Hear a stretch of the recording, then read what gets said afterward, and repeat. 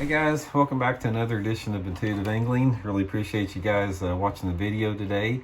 And I have got a top, we talk about secrets all the time. You got to talk about, and you hear that on YouTube all the time, people talking about secret this and that. This right here that I'm telling you guys about is definitely a secret among the pros. And I don't know if anybody out there has ever heard of this rig before, but I'm going to show you guys how to modify your swim baits and rig them in a way where you're never going to lose any fish on them again. This is something you've probably never seen before. It's a hack that is really legitimate, so I'm going to show you guys exactly how to do it. It's pretty detailed, but once you get used to it, you can do it pretty quick. So real quick before we get started here, man, I just want to invite you guys to subscribe to the channel if you haven't. Still got over half the people watching these videos are not subscribed to the channel, man. Just show some love and hit that subscribe button, much appreciated.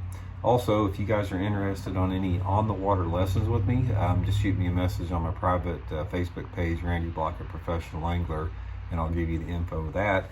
And finally, if you're interested in any of these components of the bait today, you can get them at Baitworks online. Great way to support the channel here. I'll include the link in the description. Okay guys, I'm going to talk to you about how to modify your swim bait heads and add something to them that's gonna, it's just, you guys are gonna love this tip. So anyway, here's the swim bait head I use most of the time. This is the Mega Bass Oka Shear swim bait head, and I'm gonna pair it up with this Zoom Z Swim here. So this is the standard setup most people use. I'll just show you how most people rig this thing, and this is serviceable. I mean, you can catch fish on it.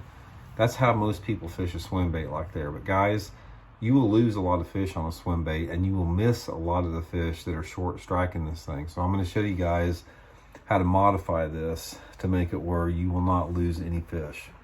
First of all, take your jig head, the Oka Shear, whatever, take a pair of nippers, and we're going to cut the hook off of it. So I'm going to cut it right behind the barb there. See that?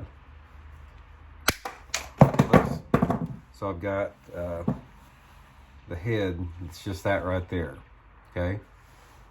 So you're gonna say, man, I'm not gonna run a jig head. You're gonna wanna do this. And then take it and just thread it straight onto the swim bait the way that you normally would.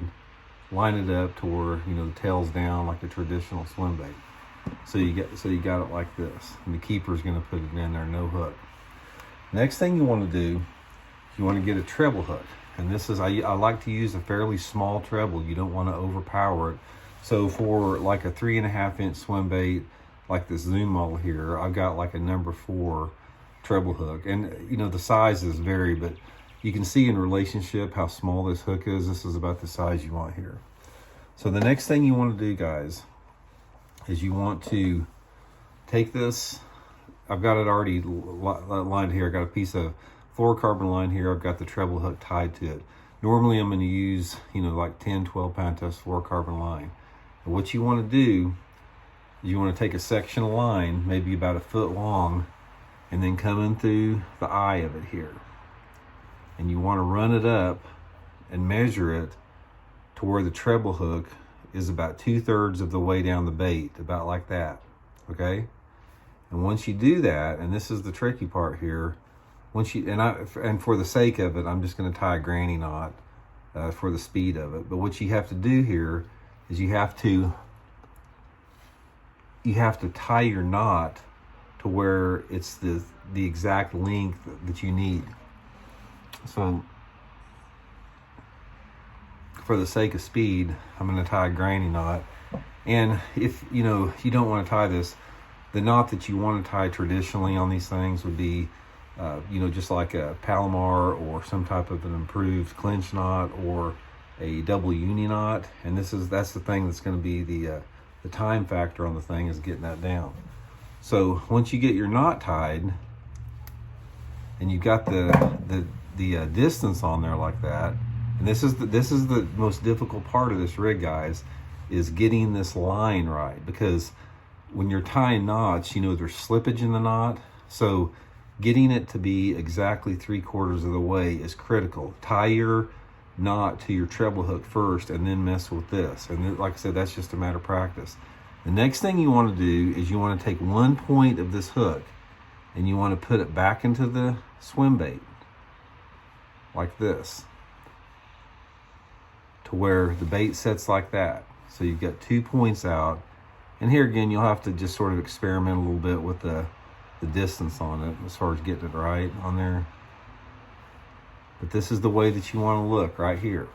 So what happens, guys, when there's 2 different advantages to this. Most of the time your hook under a normal situation is going to be about right there.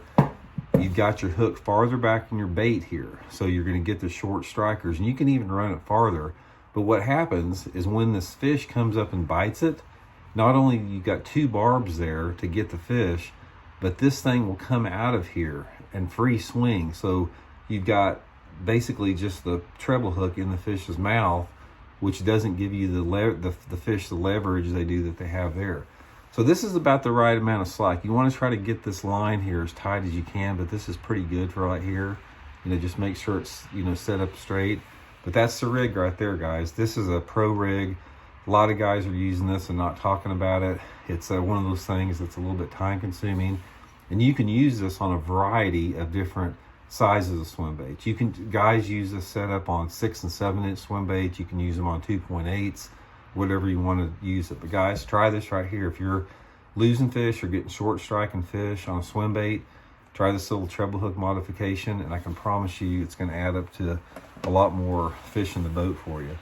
So anyway, that is a true tip right there. There's all these YouTube videos you guys watch, all the tips are not equal on them. So I mean, every YouTube video you're going to watch, you're going to get some good tips on it, but some tips are better than others. This right here is a hardcore tip that's going to help you. So hope you guys enjoyed it, and we'll talk to y'all soon.